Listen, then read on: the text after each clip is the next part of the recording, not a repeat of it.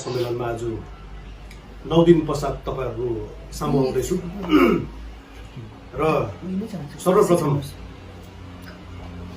सबैजना तपाईहरु पत्रकार भाइ बन्धु साथीभाइ सबैजनालाई म नमन गर्दछु र जतिजनाले पनि तपाईहरुको माध्यमबाट आजको पत्रकार सम्मेलन हेरिरहनु भएको छ यहाँहरु पनि सबैजनालाई म दुई हात जोडेर अभिवादन टक्राउन चाहन्छु। तपाईले जस्तो प्रकारले तपाईको यो छोरा भाइ साथी दाजुलाई जस्तो प्रकारले तपाईहरुले अपरम्पार प्रेम सहयोग सुझावहरु दिइरहनु भएको छ यो सबै सहयोगहरुलाई म दुई हातले स्वीकार गर्दै यो जुन चाहिँ एउटा लडाई छ यो अगाडि बढाउने नै भन्ने म तपाईहरुको अगाडि बाचा गर्नु चाहन्छु। अनि भोलि 15 अगस्त भएको हुनाले गर्दाखेरि जतिजनाले पनि यो भिडियो हेर्नु हुँदैछ म नवीन किरणको तर्फबाट तपाईहरुलाई स्वतन्त्रता दिवसको उपलक्ष्यमा अग्रिम शुभकामना अनि बधाई टक्राउन चाहन्छु र स्वतन्त्रता दिवसको उपलक्ष्यमा यो सबैजनालाई भन्न चाहन्छु कि हामीले स्वतन्त्रता अथवा भारत देशले स्वतन्त्र भएको लगभग 75-80 वर्ष भइसके तापनि हामी पूर्ण रूपले सिक्किममा स्वतन्त्र हुन सकेको छैनौं। भन्नुको मतलब चाहिँ आफ्नो हक अधिकार कानुन सम्बन्धित विषय लिएर त्यहाँदेखिको लिएर संविधान विषय लिएर हामी पूर्ण रूपले स्वतन्त्र हुन सकेको छैनौं। कहीँ न कहीँ हामी बाँधिरहेका छौं आफ्नो आकांक्षा महत्वाकांक्षा राजनीतिगत हिसाबले हामीले कहीँ न कहीँ बाँधिरहेको छौं भन्दा चाहिँ भोलिको स्वतन्त्रता दिवसको उपलक्ष्यमा चाहिँ हामी यो बाचा गरौं कि हामी सम्पूर्ण र एकदमै प्रत्यक्ष रूपले हामी स्वतन्त्र हुनुपर्छ र संविधानको र यहाँनिर सिस्टम इन प्लेस म जहिले पनि भन्ने गर्छु व्यवस्था सिक्किममा ठिक हुने हामी सबैजनाले कटिबद्धता लियौं र आजको म पत्रकार सम्मेलनमा मुख्य रूपले आजभन्दा 2 दिन अगाडि मुख्यमन्त्रीले चालक दिवसको उपलक्ष्यमा आफ्नो सम्भाषण राख्नुको विषय लिएर हो तर त्यो भन्दा अगाडि मेरोमा धेरै जनाबाट फोन आउँछ मलाई तपाईको मोबाइलमा पत्रचार माने व्हाट्सएपमा मेसेजहरु गर्छन् र सिक्किममा यो भइरहेको छैन त्यो भइरहेको छैन भनेर भन्दा मैले एउटा के प्रयास गर्दैछु भनेर भन्दा चाहिँ एउटा मिरर सरकारलाई व्यवस्था चाहिँ राम्रोसँगले दुरुस्त पार्नुपर्छ भनेर चाहिँ एउटा दर्पणको मात्र मैले एउटा सानो भूमिका निभाउने मैले कोसिस गरिरहेको छु र आजको सुरु गर्नु पर्दा सबसे पहिला सर्वप्रथम गेजिङमा एकजना बालिकाको जुन चाहिँ हत्याकाण्ड भएको थियो त्यो हत्याकाण्ड प्रति र त्यो जो मारियो बालिका उहाँको परिवार प्रति म संवेदना प्रकट गर्दछु। यो एउटा निर्मम हत्या भएको छ र पश्चिम सिक्किमलाई पनि सिक्किम पुलिसलाई पनि म धेरै बधाई टक्राउन चाहन्छु कि आरोपीलाई चाँडैभन्दा चाँडै पक्राउ गरेर न्यायालयको अगाडि पेश गर्यो अरे भनेर मैले सुन्दैछु र यो पश्चिम सिक्किम पुलिसबाट पनि यो एउटा सराहनीय काम भएको छ। तर हाम्रो समाजमा केवल पुलिसले पक्राउ गरेर मात्रै चाहिँ अब हामी सन्तुष्ट बस्ने हुन्छौं। यसमा म के भन्न चाहन्छु भनेर भन्दा चाहिँ यो किसिमको हत्या गर्ने हाम्रो समाजले कदापि यो किसिमको काण्डहरू कदापि सहनु हुँदैन। मैले सुन्दैछु आरोपी 18 वर्षको एउटा युवक हो अरे भनेर सुन्दैछु र पुलिसले यो मामिलामा चाहिँ गहिरो प्रकारले अझै छानबिन गरेर चाहिँ त्यो हत्यारालाई एलिजेडली म प्रयोग गर्छु त्यो दोषीलाई चाहिँ कठोर भन्दा कठोर सजा दिनुपर्छ भन्ने चाहिँ तर त्यो किसिमको केस किनकि राम्रो केस बनाएन भने चाहिँ आरोपी त्यसै प्रकारले फुत्तै उम्किन्छ यो हामीले हाम्रो समाजमा देखेका छौं। त्यसले गर्दा फेरि म यो भन्न चाहन्छु कि आरोपीलाई चाहिँ कठोर भन्दा कठोर त्यो आरोपीलाई चाहिँ एउटा सानो नानी बालिका हत्या गरेकोमा चाहिँ एउटा कसैको सपना कसैको एउटा युवा भविष्यलाई हत्या गरेको छ माने लाइफ इम्प्रिजनमेन्ट भन्दा कम्ती, आजीवन कारावास भन्दा कम्तीको चाहिँ सजाय हुनु हुँदैन भन्ने म यो कुरा राख्न चाहन्छु। अर्को कुरा आउँदैछ तपाईँको सिक्किम स्टुडेन्ट, यहाँनिर सिक्किम स्टेट युनिभर्सिटी अर्थात् सिक्किम युनिभर्सिटीको सन्दर्भमा यो जुन चाहिँ कुरा भइरहेको छ, यो धेरै समयकाल अगाडिदेखिको यो चर्चा अथवा यो विषय हल भएको छैन। सिक्किम युनिभर्सिटीको सन्दर्भमा पहिला सरकारदेखि नै हामीले माग गर्दै गरेको हौँ र अहिले वर्तमान सरकारले पनि विपक्षमा हुँदाखेरि यो माग गर्दै आएको हो र आजको दिनमा चाहिँ उहाँ सरकारमा हुँदाखेरि चाहिँ यो कुराहरू भुल्नु हुँदैन भन्ने म यहाँनिर जानकारी दिलाउन चाहन्छु। सिक्किम युनिभर्सिटीको इन्फ्रास्ट्रक्चर चाँडैभन्दा चाँडै बनियोस्, हाम्रा नानीहरूले र हाम्रो भविष्यहरूले राम्रोसँगले पढ्नु पाउन् र जुन चाहिँ सिक्किम स्टेट युनिभर्सिटीको स्थापना भएको छ त्यो केवल नामको लागि मात्रै नहोस्, यो चाहिँ यथार्थ रूपमा युनिभर्सिटी बनियोस्, इन्फ्रास्ट्रक्चर होस्, त्यहाँनिर विषयहरू पढाइयोस् र यो कुरालाई चाहिँ वर्तमान सरकारले चाहिँ चाँडैभन्दा चाँडै चाहिँ हल गर्नुपर्छ भन्ने म निवेदन टक्राउन चाहन्छु। थप तेस्रो विषय, यहाँनिर विषयहरू धेरै छ र कर पनि लाग्छ यो विषयहरू, किन भन्दाखेरि यो विषयहरू अहिले जुन चाहिँ समस्या उत्पन्न भइरहेको छ यो पहाड जतिको भइरहेको छ। यहाँ अझ विषयहरू उठाउनु पर्दाखेरि त धेरै छ, तर मैले आज 2-4वटा मात्रै यहाँनिर तपाईँको यो आजको दिनको सन्दर्भ, माने आजको दिनको सान्दर्भिक रूपमा कुन चाहिँ आज यहाँनिर उठाउनु पर्ने मैले त्यो मात्रै उठाइरहेको छु। यो भन्दाखेरि फार्मास्युटिकल्स कम्पनीमा अहिले मैले हालैमा सुन्दै थिएँ एल्केम, अब यो कहाँसम्मको सत्य हो, एल्केमबाट 145 होइन 145 जना फेरि कोभिड पोजिटिभ भयो भन्ने खालके कुराहरू र अहिले जुन चाहिँ फार्मास्युटिकल्स कम्पनी र यो कम्पनीहरू भइरहेको छ, यहाँनिर चाहिँ कोभिडको चाहिँ यहाँनिर एउटा के हो तपाईँको जड जस्तो भइरहेको छ। सिक्किममा यो जब माने लास्ट यो तपाईँको लकडाउन लाग्दाखेरि 21 तारिक जुलाईदेखिको जुन चाहिँ लकडाउन लाग्यो त्यतिखेर मैले आफ्नो सम्भाषणमा एउटा पत्रकार सम्मेलनमा मैले भनेको थिएँ कि फार्मास्युटिकल्स कम्पनीहरू पनि 1 हप्ताको लागि बन्द गरिदिने भन्ने मैले एउटा आवेदन टक्राएको थिएँ। तर त्यतिखेर सरकारले पनि केही सुनिदिनु भएन, फार्मास्युटिकल्स कम्पनीहरूले पनि आफ्नो प्रफिट मात्रै हेर्यो र त्यसैको नतिजाले गर्दाखेरि चाहिँ आज यो प्रकारको चाहिँ फार्मास्युटिकल्स कम्पनीहरूमा चाहिँ कोभिडको संक्रमण र आज यो कम्पनीहरूले गर्दा कम्पनीहरूको एउटा लोभको कारणले गर्दाखेरि चाहिँ यस्तो भइरहेको छ। यो कुराहरूलाई हामीले अदेखा गर्न सक्दैनौँ। अर्कोतिर के गरिँदैछ अरे भनेर भन्दाखेरि गरिब जो चाहिँ अब तपाईँको त्यहाँनिर श्रमिकहरू छन् उहाँहरूको चाहिँ स्यालेरी काटिँदैछ। कोभिड फैलाउनुमा के श्रमिकहरूको गल्ती थियो, गल्ती छ भन्ने प्रश्न उठ्छ र त्यसले गर्दाखेरि चाहिँ जुन चाहिँ स्यालेरी काटिँदैछ यो कुरालाई चाहिँ सरकारले चाहिँ राम्रो प्रकारले हेरेर यो स्यालेरी काटिनु हुँदैन भन्ने म यो भन्न चाहन्छु। किनकि पहिला हप्ता 10 दिन बन्द गरेको भए आज यो स्थिति हुने थिएन। कन्ट्र्याक्चुअल सिस्टमको विषयमा कुरा गर्दाखेरि आज कन्ट्र्याक्चुअल सिस्टम चाहिँ पहिलाको सरकारको कतिजना आफ्नो मान्छेहरूले गर्दाखेरि गर्थ्यो अरे, आज फेरि अहिले वर्तमान सरकारको यो कुराहरू छ। त्यसले गर्दाखेरि फार्मास्युटिकल्स कम्पनीहरूको जति पनि स्यालेरी काटिँदैछ यो कुराहरूमा चाहिँ सरकारले चाहिँ कडा निर्णय गरेर चाहिँ गरिब परिवारका नानीहरूको स्यालेरी चाहिँ काटिनु हुँदैन भन्ने म यो भन्न चाहन्छु। अर्को कुरा छ तपाईँको एनएचपिसीको कुरा। एनएचपिसी स्टेज 4 520 मेगावाटको प्रोजेक्ट नर्थ सिक्किममा फेरि सुरु हुन जाँदैछ। पहिला सरकारमा अहिलेको पार्टी विपक्षमा हुँदाखेरि यत्रो धेरै विद्युत परियोजना चाहिँ बन्द हुनुपर्छ भन्ने गर्थ्यो त। तर आज फेरि के हुँदैछ भन्दाखेरि चाहिँ नर्थ सिक्किममा आज अब हाम्रो सिक्किम सेस्मिक जोन यस्तो माने यो स्टेज यो तपाईँको ग्रेड यो 4-5 मा पर्ने गर्दछ र यस्तो उयसमा पनि अब तपाईँको यो फेरि स्टेज 4 को निर्माण हुन जाँदैछ। यो अति नै खेदको कुरा हो र जतिजना पनि जङ्गुमा हाम्रा साथीहरूले विरोध गर्दैछ म अर्थात् हामी पनि यहाँ त्यो जति पनि विरोध हुँदैछ त्यसलाई हामी साथमा दिन्छौँ। अन्त त्यसले गर्दाखेरि आज यो विद्युत परियोजना वेस्ट सिक्किममा हाम्रा सेफ सिक्किमको साथीहरू थियो, उहाँहरूको भनाइ के छ? उहाँहरूले पनि सेफ सिक्किमको साथीहरू पहिला 2011-12 मा हामीले धेरै विरोध गरेको थियौँ रातङसु टिङटिङ र लेथाङको प्रोजेक्टहरूमा। उहाँको भनाइ यो विद्युत परियोजनामा के भन्ने के छ यो पनि स्पष्ट प्रकारले उहाँहरूले राख्नुपर्छ र यो विद्युत परियोजनाको हामी म विरोध गर्दछु। अर्को कुरा आयो, मेरोमा यहाँनिर धेरैजना आशाको कर्मचारीहरू नि आउनुभयो।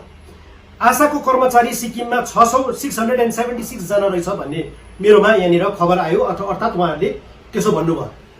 उहाँहरूको ट्रेनिङ 2007 सालदेखिको भएको थियो भनेर भन्दाखेरि चाहिँ 2011 सालदेखिको चाहिँ उहाँहरूलाई निमित्त 3000 प्रति महिना प्रति मास उहाँहरूलाई चाहिँ वेतन दिँदै थियो रहेछ। त्यहाँदेखिको उहाँहरूको वेतन चाहिँ तपाईँको 2016 सालमा 3000 देखिको बढाएर 6000 रुपियाँ बढाएछ। 2000 तपाईँको यो कहिले सालको कुरो भनेर भन्दाखेरि चाहिँ 2016 मा। तर आजको स्थिति चाहिँ कस्तो रहेछ भनेर भन्दा चाहिँ उहाँहरूले आशा वर्कर्सहरूले चाहिँ अप्रिल 2020 देखिको स्यालेरी पाएको छैन भनेर हामीले भन्दैछ। उहाँहरूकोबाट मैले खबर पाएँ आशा वर्कर्सहरूले। र उहाँहरूले मलाई थप जानकारी के दिनुभयो भनेर भन्दा चाहिँ यही मेनिफेस्टो एसकेएम अहिले वर्तमान सरकारको मेनिफेस्टोको पेज नम्बर 79 मा चाहिँ के भनेको रहेछ भन्दाखेरि चाहिँ आशा वर्कर्सहरूलाई चाहिँ प्रति मास 10,000 रुपियाँको वेतन चाहिँ बढाइन्छ भन्ने खालको कुराहरू गर्यो। र आशा वर्कर्सहरूले मेरोमा आएर गुनासो पोखाउनु भयो। र मैले के भने भन्दाखेरि हेर्नुहोस्, म त हुनु त कोही पनि होइन, म यति चाहिँ गर्नु सक्छु, तपाईँहरूको निम्ति बोलिदिनु सक्छु भनेर भनिदिएँ। उहाँहरूलाई त्यही आश्वासन दिएर सरकारलाई यति कम्ती वेतनमा हाम्रा मानिसहरू काम गर्दैछन्, सरकारलाई आफ्नो बाचाहरू के राखेको थियो त्यसमा ध्यान आकर्षण गर्दै यो बाचाहरूलाई चाहिँ पूर्ण रूपले चाहिँ जति पनि बाचाहरू राखिएको थियो त्यो चाहिँ पुरा गर्ने म भन्नु चाहन्छु सरकारलाई। त्यहाँदेखिको अर्को कुरा आउँदैछ तपाईँको मेरोमा होमगार्ड्सहरूको कुरा आयो। हेर्नुहोस्, आज विषयवस्तुहरू धेरै छ, तर किन पनि गर्नु कर लाग्दैछ भनेर भन्दाखेरि चाहिँ हरेक जग्गामा समस्या देख्दैछु मैले, हरेक जग्गामा समस्या उत्पन्न हुँदैछ। होमगार्डहरूको स्यालेरी 9360 रुपियाँ रहेछ। होमगार्डहरूको स्यालेरी हेर्नुहोस् है, सिक्किममा जतिजना पनि होमगार्डहरू छन् जसले चाहिँ अब महिना खटिरहनु भएको छ, मलाई थप जानकारी के दिनु हुँदै थियो भन्दाखेरि चाहिँ एक दिन एब्सेन्ट हुँदाखेरि स्यालेरी काट्ने इत्यादि भन्ने कुराहरू गर्दैछ। कतिजना होमगार्डका साथीहरू 15 सालभन्दा ज्यादादेखिको लिएर काम गरिरहेका छ भन्ने खालको पनि खबर आइयो। सरकारले एकातिर 8 वर्षको देखिको माथिनिर टेम्परेरी वर्करहरूलाई स्थायी गरिने भन्ने कुरा एकपट्टि गर्दैछ भनेर भन्दा चाहिँ होमगार्डहरू 15 वर्ष भएको यो कुराहरूमा चाहिँ सरकारले ध्यान दिनु पर्छ, म यो भन्न चाहन्छु। र होमगार्डका साथीहरूलाई जतिजना पनि अब तपाईँको एउटा यति धेरै समयदेखिको काम गरिरहेका छन् उनीहरू पनि स्थायी गराउने चाहिँ सरकारले एउटा नियम ल्याएर, एउटा कुनै कानुन ल्याएर चाहिँ यो कुरा होमगार्डका साथीहरूलाई पनि रेगुलराइज गर्ने, अर्थात् उहाँहरूलाई पनि काहीँ न काहीँ एडप्ट गर्ने भन्ने यो कुरा म सरकारमा म राख्न चाहन्छु। अर्को कुरा आउँदैछ एडप्ट टिचर्सहरूको स्यालेरी पाएन भन्ने कुरा गर्दैछ। यहाँनिर कतिपल्ट हामीले देख्दैछौँ आफ्नो मान्छेहरूलाई चाहिँ उच्च पदका छोराछोरीहरूलाई रेगुलराइज गरिरहेको छ भन्दा एडप्ट टिचर्सहरूको कति साल स्यालेरी पाएको छैन। अर्कोतिर हेर्नु पर्दाखेरि ल्याङ्ग्वेज टिचर्सहरूको 100 माने लगभग 200 जना ल्याङ्ग्वेज टिचर्सहरूको इक्जाम भए तापनि उहाँहरूलाई एपोइन्टमेन्ट लेटर दिएको छैन। यस्तो कुराहरू छ। र म अर्को कुरामा आउँदैछु। यो चाहिँ के भनेर भन्दा कोभिडको समयमा धेरैजनालाई खानु लाउनु बाँच्नु साह्रो परिसकेको छ। चालक वर्गहरूलाई 2 दिन अगाडि 5000 को जुन चाहिँ धनराशि प्रदान गरिने, यो चाहिँ छिटोभन्दा छिटो चाहिँ चालक साथीहरूलाई चाहिँ प्रदान गरिदिने भन्ने म यो सरकारलाई भन्नु चाहन्छु। र अर्कोतिर चालक वर्ग मात्रै नभएर यहाँनिर अहिले कोभिडले गर्दाखेरि, यो लकडाउनले गर्दाखेरि अब धेरै जनालाई अहिले आर्थिक रूपले धेरै साह्रो परिरहेको छ भन्दा चाहिँ सरकारले यो इकोनोमीलाई रिभाइभ कसरी गर्ने यो चाहिँ चाँडैभन्दा चाँडै चाहिँ गरिदिया जाओस् भन्ने म यो अपिल टक्राउन चाहन्छु। अब म मेरो मुख्य विषयपट्टि आउँछु। त्यो भन्नुभन्दा अगाडि भोलि स्वतन्त्रता दिवसको उपलक्ष्यमा संविधानलाई मान्नुपर्ने हुन्छ। यो संविधानले नै देश चल्छ र यो संविधानको म तपाईलाई एउटा सानो अंश सुनाएर म तपाईहरुलाई यहाँ पढ्न चाहन्छु तपाईहरुको अनुमति लिँदै। यो यसमा के भनेको छ भन्दाखेरि चाहिँ कोही पनि मुख्यमन्त्री अर्थात् मन्त्रीले चाहिँ सरकारमा जानुभन्दा चाहिँ पहिला शपथ गरेको हुन्छ र भोलि स्वतन्त्रता दिवस भएको हुनाले गर्दाखेरि म यो एउटा सानो अंश पढेर सुनाउँछु। यसमा के भनेको छ भन्दाखेरि चाहिँ ओथ अफ अफर्मेसन भनेर भन्छ। मन्त्री पदमा शपथमा मन्त्री पदको शपथ अथवा मुख्यमन्त्रीको शपथ लिनुभन्दा चाहिँ यो पढेर यो पढ्नुपर्छ, शपथ गरेको हुनुपर्छ। यसमा के भनेको छ? I, A.B. do swear in the name of God, solemnly affirm that I will bear true faith and allegiance to the Constitution of India as by law established, and I will uphold the sovereignty and integrity of India, and I will faithfully and conscientiously discharge my duties as a minister of the state, and I will do right to all manner of people in accordance with the Constitution and law without fear, favor, affection or ill will भनेर भनेको छ। यसमा कुनै पनि मन्त्रीले चाहिँ संविधानको मुनि बसेर चाहिँ काम गर्नुपर्ने हुन्छ र संविधानलाई चाहिँ म कहिले पनि अवहेलना गर्दिन भनेर चाहिँ यहाँ कसम खाएको हुन्छ। हाम्रो सिक्किममा मुख्यमन्त्री लगायत 11 जना अन्य मन्त्री हुनुहुन्छ। यो शपथ चाहिँ तपाईहरुले बेचिसक्नु भयो भनेर म यहाँनिर प्रत्यक्ष रूपले म तपाईहरुलाई भन्न चाहन्छु। तपाईहरुले बेचिसक्नु भएको छ। यो धेरै कुराहरू छ। नोकरी पाउनु पर्ने सबैजनाको हक अधिकार बन्छ। भारतको अनुच्छेद 16 ले कुनै पनि सरकारी नोकरीमा सबैजनाले मौका पाउनु पर्छ भन्ने खालके चाहिँ यहाँनिर उल्लेखित छ। सुप्रिम कोर्टले पनि यसलाई मान्य गरेको छ। तर आज हामीलाई के भन्छ? उम्ल्याउँदै के भन्छ भन्दाखेरि चाहिँ तिमीहरूले पहिला चाहिँ के गरिस्? पहिलाको सरकारमा हुँदा के गरिस्? मैले बारम्बार भन्दैछु, पहिलाको सरकारमा पनि हामीले यो आवाज उठाएका थियौं। तर त्यो प्रश्न चाहिँ के हो भन्दाखेरि चाहिँ त्यो प्रश्न गर्नु चाहिँ के हो भन्दाखेरि चाहिँ पहिलाको पालीमा यस्तै व्यवस्था छ भने अहिले पनि त्यही चल्नु दिनु। पहिला खाइरहेको थियो भनेपछि हामीलाई पनि खानु दियो भन्नु चाहेको हो तपाईहरुले। आज जुन चाहिँ सबैजनालाई चाहिँ सरकारी नोकरीमा चाहिँ भाइ भतिजावादको व्यवस्थालाई खतम गर्नुपर्छ भन्ने भनाइ त केवल एउटा नवीन किरणको मात्रै होइन नि त। यो त हरेक सिक्किमलाई भलो चाहने अथवा हाम्रो प्रतिस्पर्धा हुनुपर्छ समाजमा भन्नु चाहनेहरुको हरेकको यो एउटा मानसिकतामा बसेको एउटा मन्थन हो नि त। तर यसको साटो चाहिँ 25 वर्ष के गरिस् तिमीहरूले भनेर 25 वर्षमा के गरे हामी त्यो छोड्यौं। तर अबदेखिको चाहिँ यो व्यवस्थालाई सुधार गर्नुपर्छ भन्ने हामी यो भन्न चाहन्छौँ। र यसको जिम्मेवार कसको बन्छ भन्दाखेरि चाहिँ अब आउनेवाला भावी पिढीको बन्छ। यो हामीले व्यवस्था परिवर्तन गर्नुपर्छ। यहाँनिर मैले मेरो आरटीआई को जवाबमा लगभग मैले यहाँनिर 1600 को चाहिँ यहाँनिर चाहिँ एक वर्षमा मे देखिको लिएर मे 2020 देखिको लिएर चाहिँ जुन 2020 सम्ममा चाहिँ लगभग 1600 चाहिँ एपोइन्टमेन्ट गरिएको छ भन्ने म यहाँनिर भन्न चाहन्छु। तर यहाँनिर मैले अलिकति राम्रोसँगले हेर्दाखेरि मलाई यहाँनिर जानकारी के पाएको थियो भन्दाखेरि चाहिँ डीओपी बाट कुल यहाँनिर सिक्किममा चाहिँ म यहाँ भन्न चाहन्छु सिक्किममा कुल डिपार्टमेन्ट र पीएसयू भनेको चाहिँ यो पब्लिक सेक्टर अन्डरटेकिङ जति पनि छ त्यसमा सबै कतिवटा रहेछ भन्दाखेरि चाहिँ 59 वटा 59 वटा रहेछ। 59 वटा मध्येमा चाहिँ मैले केवल 52 वटा मात्रै पाएको छु। 52 वटा डिपार्टमेन्टको मात्रै पाएको छु। भन्नुको मतलब चाहिँ 52 वटा डिपार्टमेन्ट र पीएसयू को अझै पनि 7 वटाको पाउनु बाँकी छ भन्दाखेरि चाहिँ यसमा चाहिँ 1600 बाट चाहिँ अझै थप धेरै जनाको अझै नाम आउनेवाला भन्ने चाहिँ हामी के भन्छ हामी आकांक्षा गर्छौं। अझै नाम आउनु पर्ने छ र मलाई बडा दुःख लागेको छ। 2 दिन अगाडि मुख्यमन्त्रीले आफ्नो सम्भाषणमा हुनु त कसैको नाम नलिएर कसैले केस गर्नु जाँदैछ त्यो केसले गर्दाखेरि चाहिँ धेरै जनाको नोकरी खतरामा पर्दैछ भन्ने चाहिँ किसिमको झुटो किसिमको र कुनै एउटा समाजलाई डर देखाउने किसिमको एउटा सम्भाषण प्रकट गर्नुभयो मुख्यमन्त्रीले। मलाई त लाग्दै थियो मुख्यमन्त्रीले रहरले अथवा करले चाहिँ यो जुन चाहिँ भाइ भतिजावाद प्रथालाई अब उहाँले पनि अब माने करले गरिरहनु भएको जस्तो मलाई लाग्दै थियो। तर 2 दिन अगाडिको उहाँको सम्भाषणले चाहिँ स्पष्ट भयो कि यो जतिवटा पनि तपाईको नियुक्ति भएको छ त्यसमा प्रत्यक्ष रूपले उहाँ मुख्यमन्त्रीको हात छ भन्ने स्पष्ट भएको छ। आजभन्दा धेरै साल अगाडि म तपाईहरुलाई स्मरण गराउन चाहन्छु अनुच्छेद 16 को विरोधमा ओम प्रकाश चौटाला र उहाँको छोराहरूले जब उहाँ मुख्यमन्त्री हुँदाखेरि गैर कानुनी नियुक्तिमा चाहिँ टिचर्स रिक्रुटमेन्ट स्क्याम भनेर हामीले सुनेको हैन।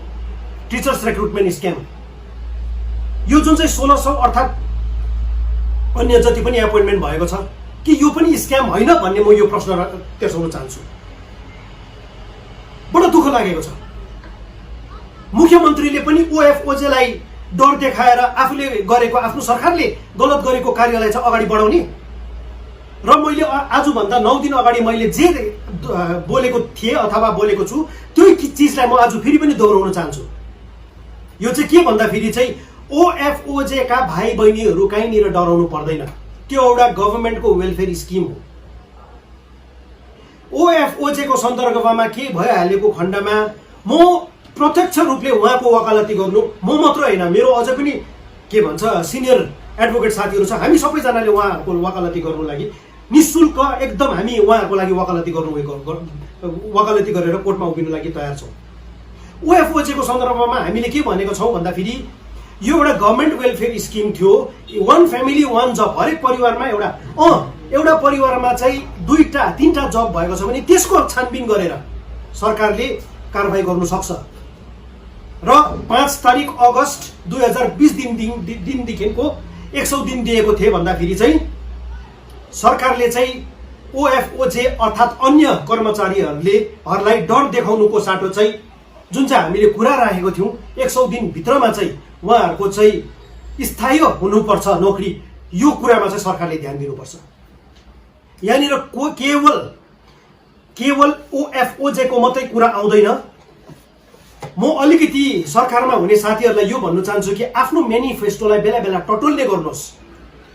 यो म्यानिफेस्टो मलाई त लाग्दछ कि हिजो आज यो म्यानिफेस्टो देखाउँदाखेरि पनि उहाँहरूलाई न्यू खोजेको जस्तो लाग्दो होला, तर हामीले तपाईँहरूलाई न्यू खोजेको हुन्न।